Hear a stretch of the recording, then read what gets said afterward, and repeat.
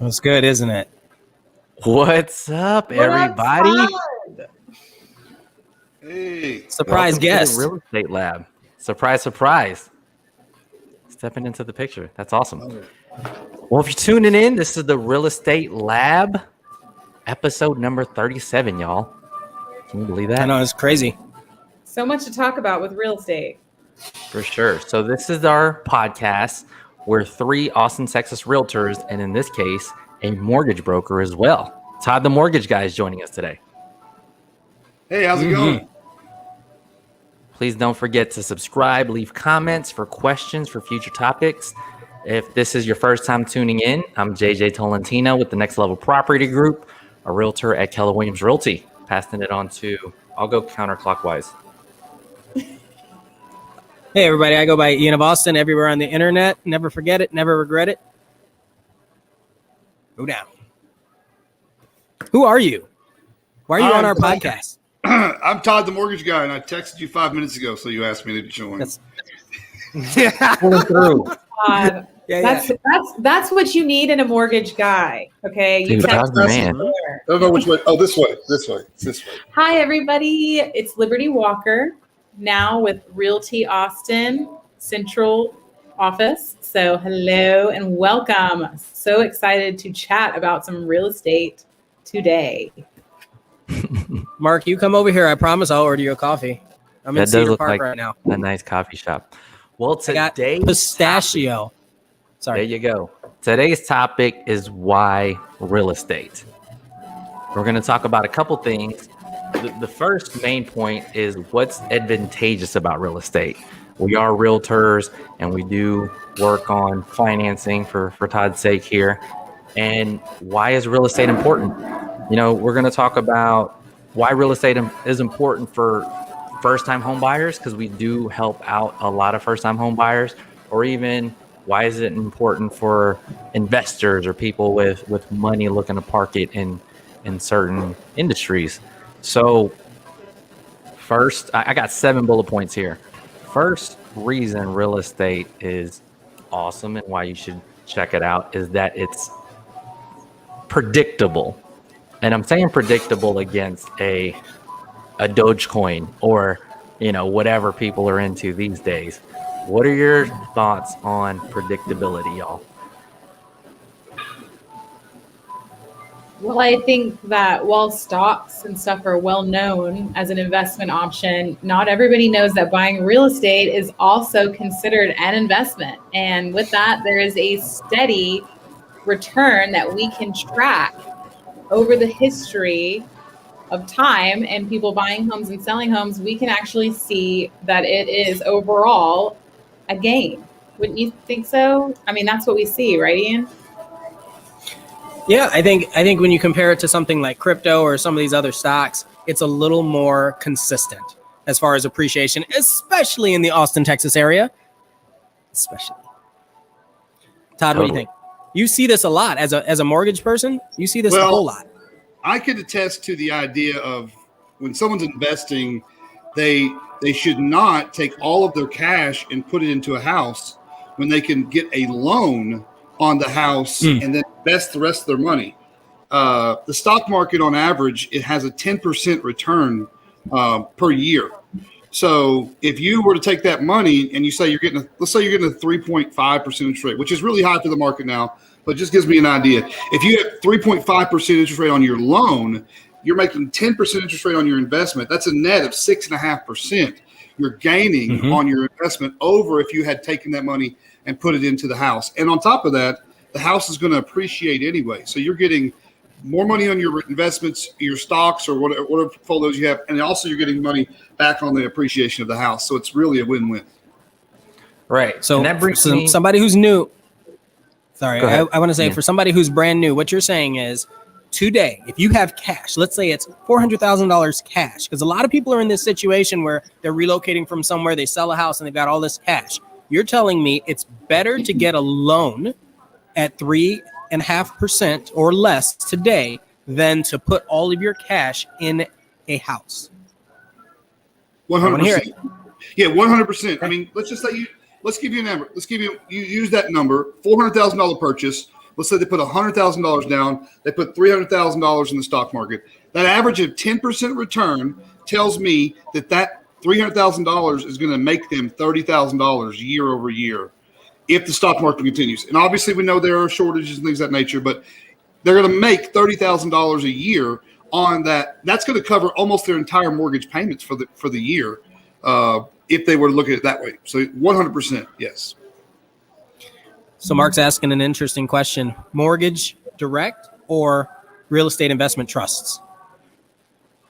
Any thoughts on those?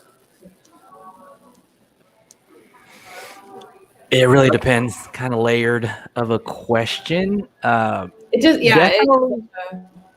it's a specific situation. I think I'm going to say it. Yeah, it depends on what your investment strategy is, your risk tolerance, because the investment trusts are going to generally be a little more stable and they have more buying power. You're talking more either commercial or conglomerate type investments versus the smaller single family. I want to buy a house for $350,000. So it's a different scale, and how involved you become in it. You know, do you buy big stocks? Do you buy small stocks? Do you buy penny stocks? Do you buy crypto? So that's what you're evaluating. That's how I feel about it. That's my opinion. But I am not a financial advisor. Sorry, JJ. Go ahead. Yeah, I think when we're telling people that, because the other bullet points are that it is leverageable, and when we say predictable, the other bullet points that we're going to have appreciation. So you'll hear people automatically just talk about real estate as an option without having to explain that it just historically appreciates, because ever since real estate you can look at the history books, it's just always in demand. And I think when you talk about REITs and the previous comments, you know, from a beginner standpoint, if you're going to live in a city like Austin, you know, you're going to be there for 10 years, be a first-time home buyer, grab the property. That's like one, right? And then you have money for your next investments. And I think when you're able to do that, you can decide like stocks, REITs, another piece of real estate. And it really just depends on the math, you know? Yeah, like most real estate is purchased with a small down payment, with the balance of the money being provided through debt financing from a lender. So over time, the principal amount of the mortgage is paid down slowly at first and then rapidly towards the end. You know, that's basically when you're building your equity through that. I think to JJ's point, to Liberty's point, and to Todd's future point, you can't live in a REIT, right? So if you if you're an investor and you're trying to buy multiple properties or something, or you know, that's a different scale, and maybe a REIT would be a better investment. But if you need a place to live and you want to put a lot of the money that you've saved up to get into a house, that's still going to be a very solid investment. I think that's the point of today's discussion. Yeah, and I think, because everybody needs somewhere to live. So it's not like, you can also live. I think, is that what you mean by leverageability, JJ? Is like you can live in it and make it work for you, make your money work for you?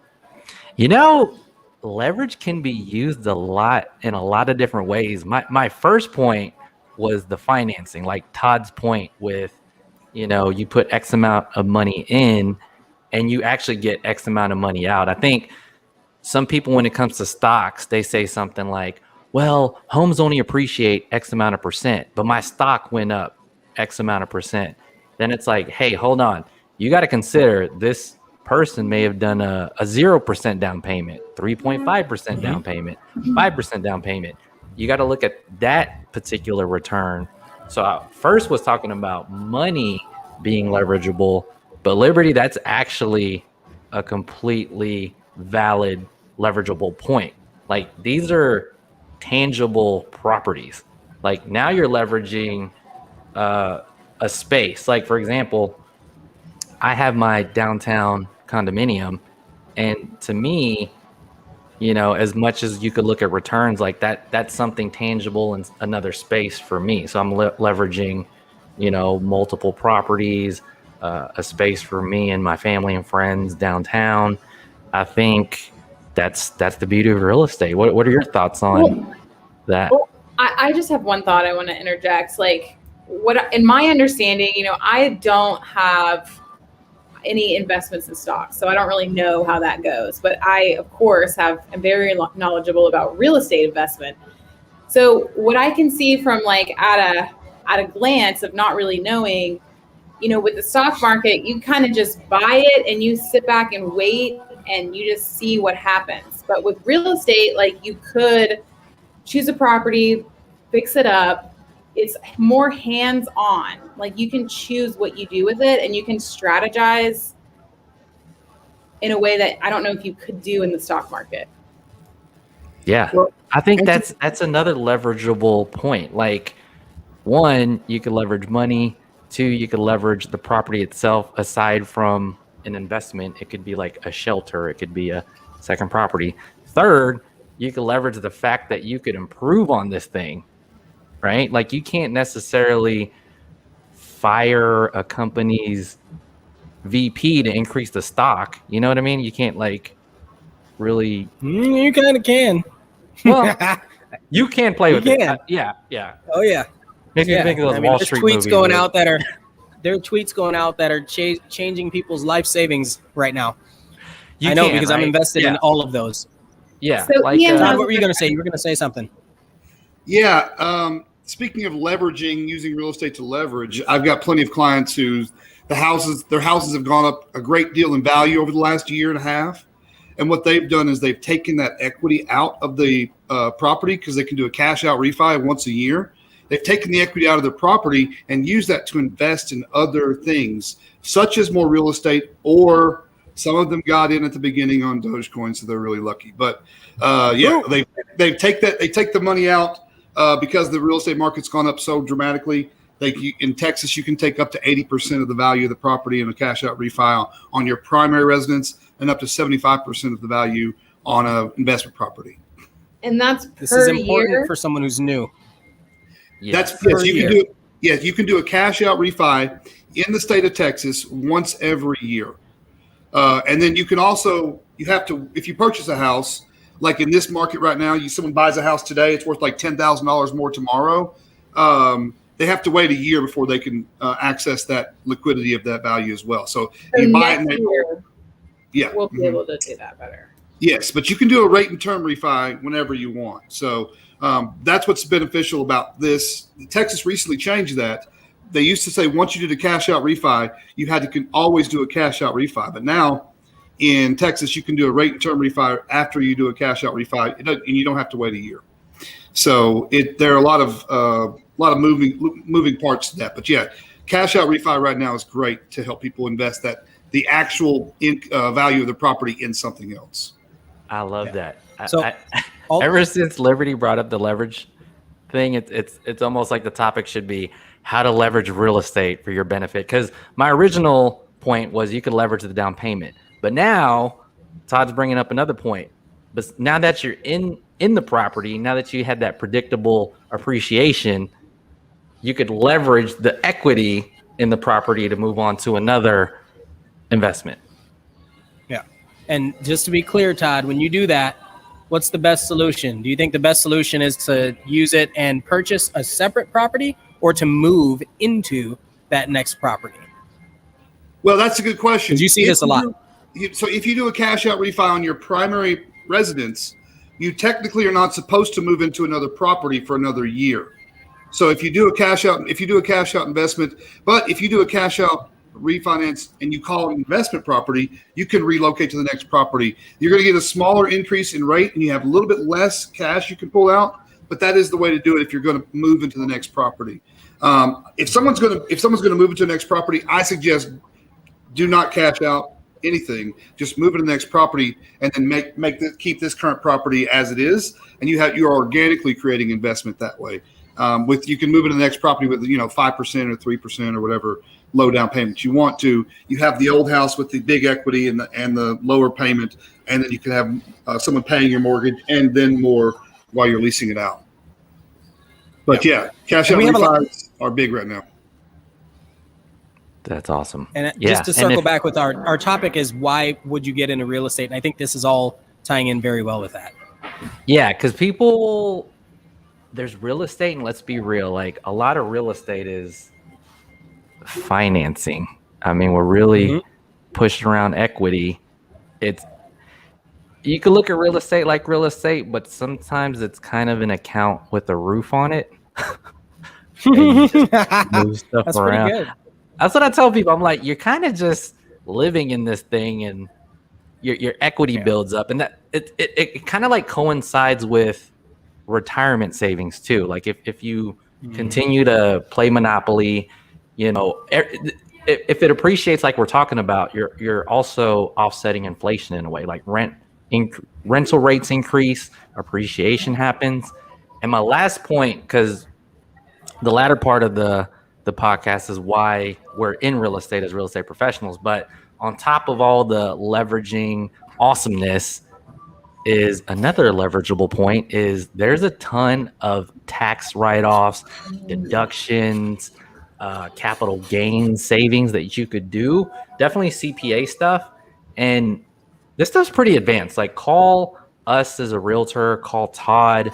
We could walk you through the numbers because there's a lot of different prices, interest rates, and all that for you to work with to see what fits for you and how you feel about your investments, how you spend your money, because there's a lot of different ways to do it. Any last comments on why real estate is awesome before we get into why ourselves are in real estate as an industry?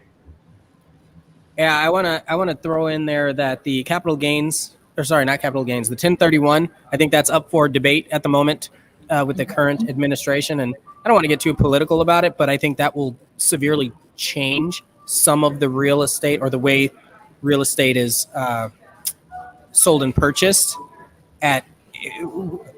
with institutional investors, I think is how I'll say it, right? Because they're putting the idea is to put a cap on it. Because as of right now, that's something to look into if you're interested. For people that don't know what a 1031 exchange is, it allows you to avoid paying capital gains taxes when you sell an investment property, but then reinvest the proceeds from that sale within a certain time limit. And it has other stipulations as well, but it is changing, as Ian said. So talk to your CPA.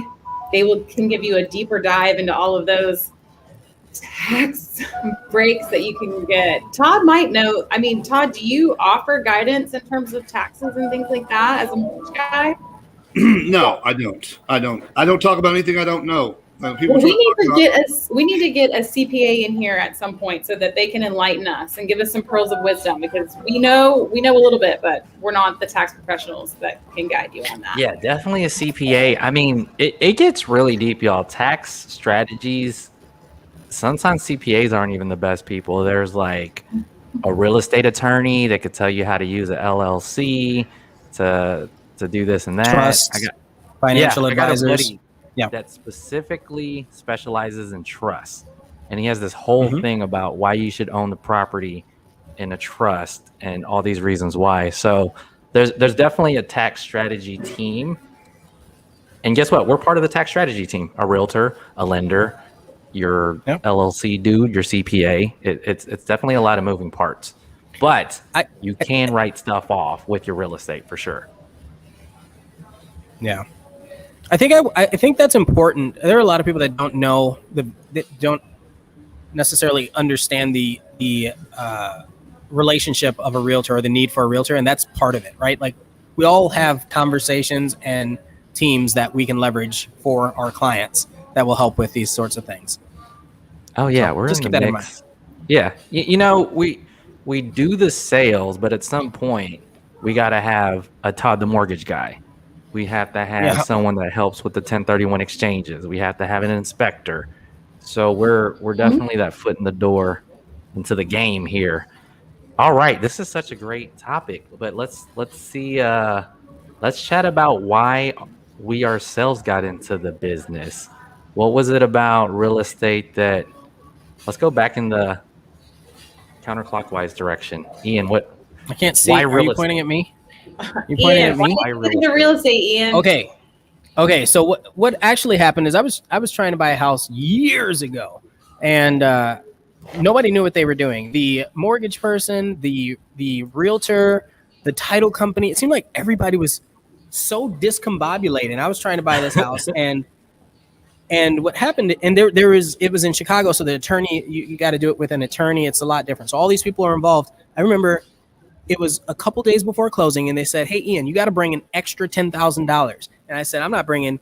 You know how long I saved to be able to do that, like to get where I was. And they told me I had to bring an extra $10,000, and I said, "Wait a minute, hold on, all you people, all you professional people.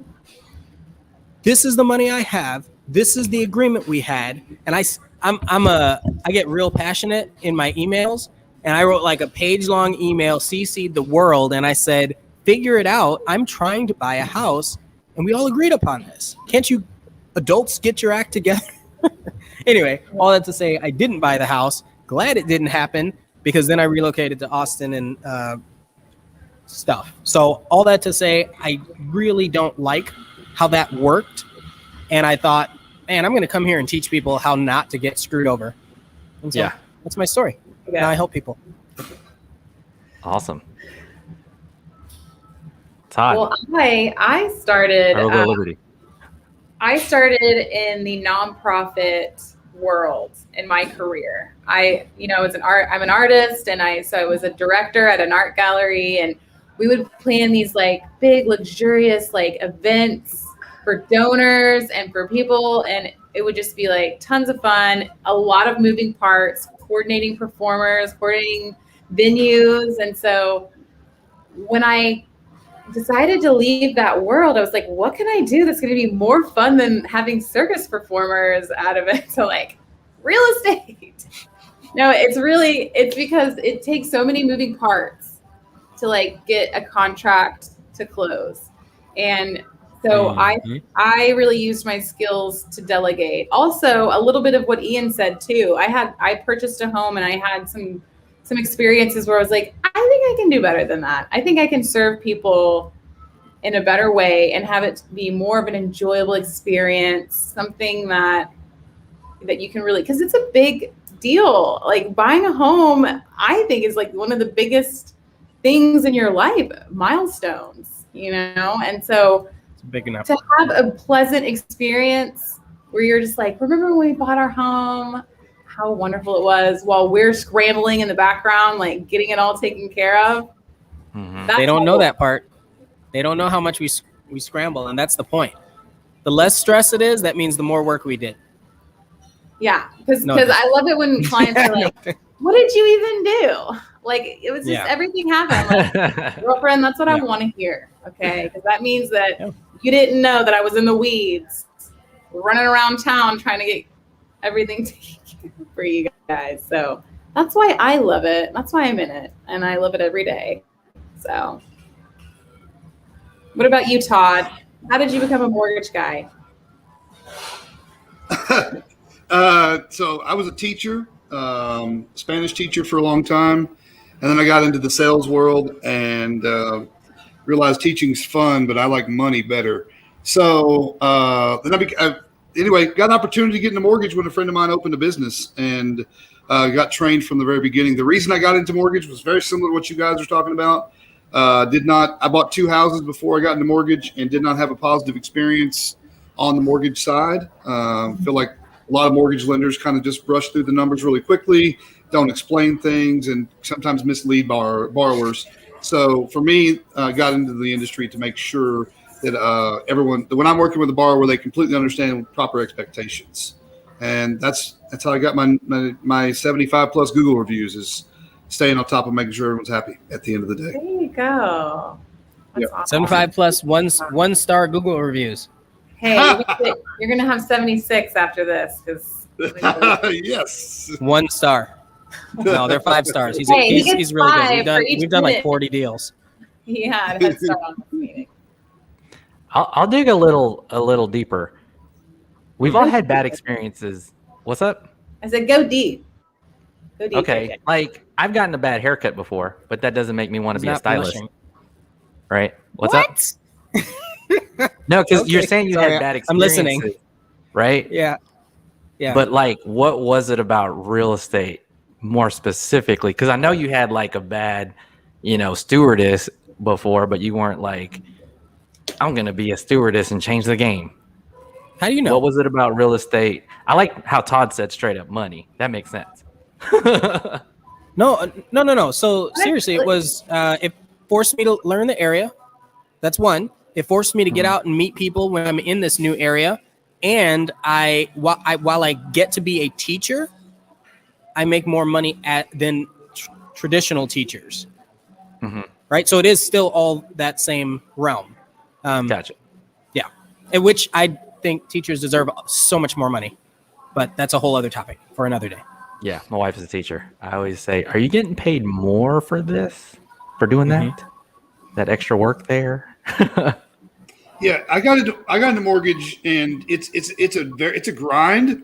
I like to say in my world, it's the hardest easy money I've ever made because the money I comes. like that. I'm gonna fast. steal that. That's Yeah. good. The Yeah. hardest easy money I've ever made. That's I mean, funny. we all know. Let's just be honest. We all know we make a lot of money per transaction. We do, but it's not easy.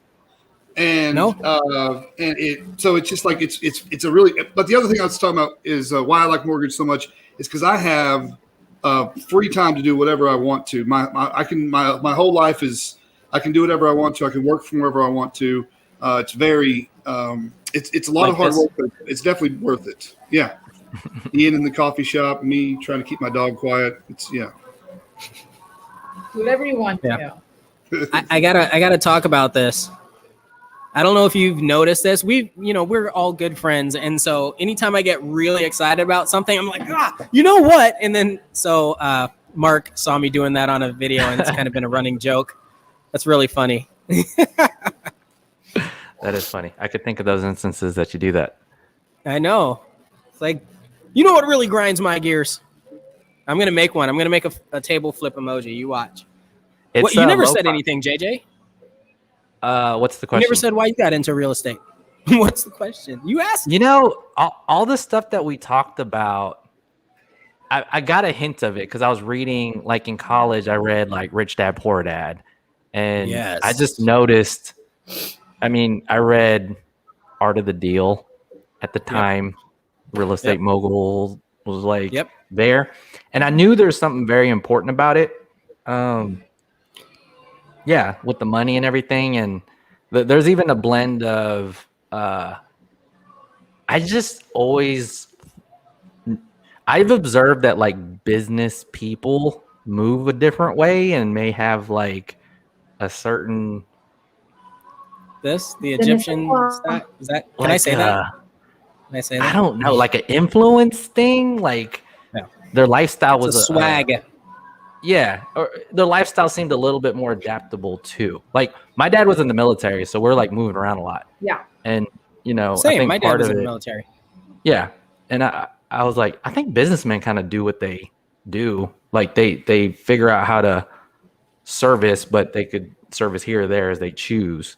Like I love that point, JJ, because that keeps coming in my head, like because in the service industry, I used to work in fine dining, all this, and no matter what city, no matter what country I'm in, like I just know exactly what to do to take care of people.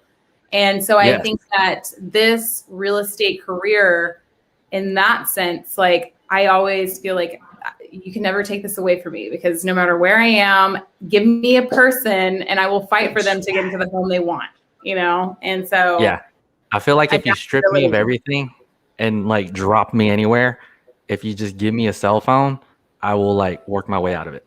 A cell phone and a phone book. Yeah, I was What? just- Phone book? Not even that. I'll just You start you talking you don't about even it. know what a phone book is. You've You never seen a stop. phone book. at least a smartphone. A smartphone. Texas at least. Realtor. Oh gosh, here we go. There you A go. smartphone. Well, book, yeah, that was a lot of information. We could have unpacked that for days, yeah, still can. but I'm just kidding. we still can. We have multiple podcasts. This thing keeps going. It's the gift that keeps giving, y'all. But that is our time. Any last remarks on why real estate? We'll go Why the counterclockwise hell again. not, JJ? Yeah. Yeah. I love it. Why the hell not?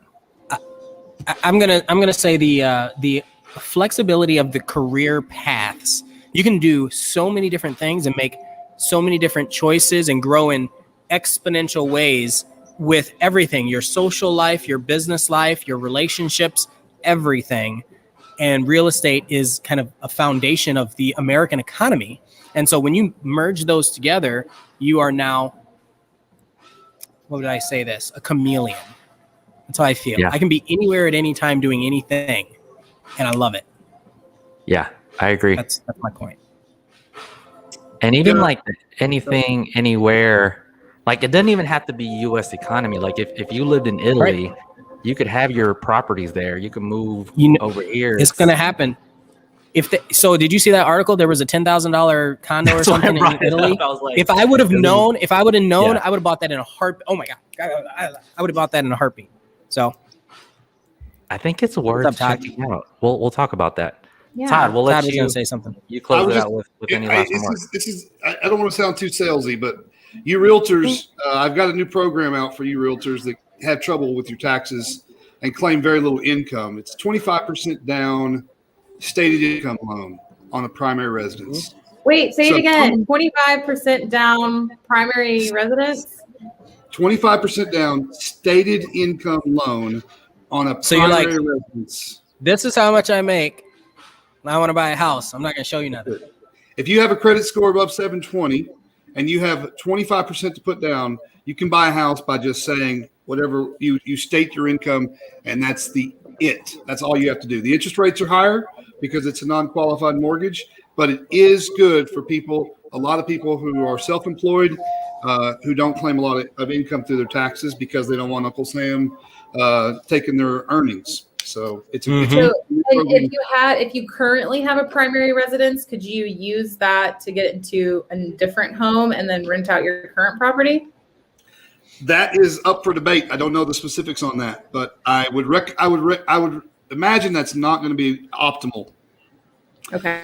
because they're going to know you've had some income in the past. But to your point, there is another program for someone like you or someone like that who wants to buy an investment property, and that is it's called a DRC loan. And what that means is as long as the rent that you will be renting the property out covers the future mortgage payment, it's another 25% down. But as long as the rent covers the future mortgage payment, you qualify for that. Oh, So that's anybody who's looking in the Austin market right now, right, rent has not necessarily caught up with the home prices, right? So this is scary. But once it does, that is the perfect loan for you. Yeah, in the Austin market, you may have to put more than 25% down to get to that delta. But if for someone who's looking for an investment, for a similar situation, you put 25% down, and as long as the rent, which is going to be on the lease, covers the mortgage payment, you could qualify for that loan as well. Very similar to the stated income loan. Very I solid. want another house. I want to do it. That rounds it all out. I think Yeah. that was a good. Yeah. Because self-employment is another tax. It's another advantage as a business person, and still. Did you involved freeze? With Todd, a real he froze. estate career, and then we did talk about real estate. When do you Yeah, think that I was going to might pick up? ask that, JJ. When do you think that rents will catch up to mortgage payments? And I hope that for all those renters out there, I mean, geez Louise, rents are already high. Are they going to be just skyrocketing? What's going to happen? I'll just say not anytime soon, but at some point, somewhere, I got a theory. there are cash flowing towns. I got a theory. Rent is anywhere, when you sign a lease, it's anywhere from 6 months to 2 years. So within that time frame, starting in November, whenever house prices started going like this. So from that point, 6 months to 2 years, rent will start increasing commensurate with the increase in sales price. That's my theory. In my experience, outside of Austin, northeast and northeast Austin, and then northwest, like Cedar Park, Leander area, I've seen a lot of properties that are investment properties where the rent does cover the mortgage. You're not going to see anywhere near Austin, though, but you will see it in Manor. You'll see it in Elgin. You'll see it in Hutto and Taylor. You'll see it in Pflugerville. And I've seen it in the one I closed on today is in Cedar Park. They have rents covering the mortgage. Really? Yeah, I'm gonna find those. Well, and if you had a new build, so let's say you bought a new build back a couple months ago, and you locked in the sales price. So I have somebody who's closing on a new build at just over 300,000 in Austin today, just over like 305. Right. Cheers to that. And so everything else in that same neighborhood is 100,000 more. Everything else. Yep. What? So if they wanted to go and move to their next place, they already have 100,000 in equity. Yeah. And they have the 1031 exchange. I think I'm we're call time just to keep the 30-minute podcast on point, but we definitely can keep talking about this every Friday. Yeah. Keep tuning in. You know how to find us, and we will see y'all later. Thanks for tuning in, y'all. Yeah. Thank you for tuning in, and thanks, Todd, for being here today. Thank you. Always a pleasure. Spotify, Apple, Google, Amazon, every podcast platform out there. Subscribe, comment, join. Come again. See ya. Bye, everybody. Thank you.